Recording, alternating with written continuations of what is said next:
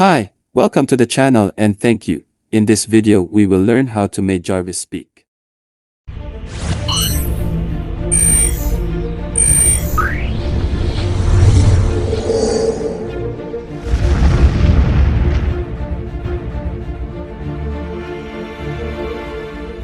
Before we proceed, please check the Python path in your Visual Studio Code. To check the path, you can click File and go to Preferences and then click Setting. Left corner, and after that click Open Setting. As you can see, this is the Python path. Please note that your path may be different. To check it, you can see part 1 of the video. Now let's go to app.py. I will paste the code that already been write to here.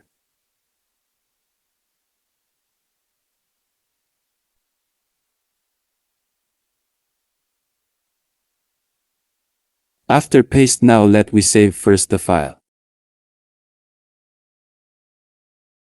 As you can see in the code, I used the library name pysttsx3. If you do not have this library, you can download in terminal as shown.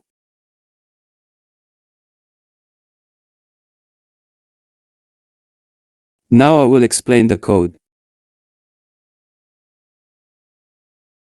So, first things first, we need to import the pysttsx3 library into our code, which is just a fancy way of saying we need to tell our code to use this library.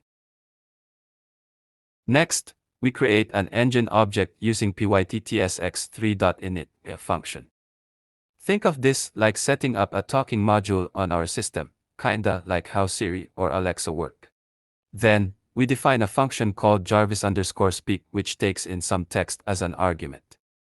The Jarvis_speak function is the part of the code responsible for enabling our system to vocalize our desired text. Inside the Jarvis_speak function, we set the talking speed to 100 using the rate variable. We then choose a voice for our system to use by getting a list of available voices and selecting the first one. To make our system speak the input text, we use the engine.sayText function, and then we run the talking module using engine.run and wait.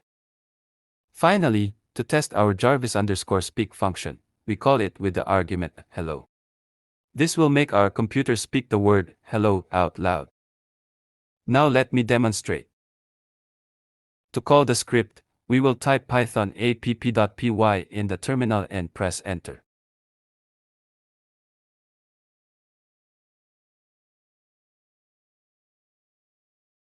Hello. As you can hear the system speak hello.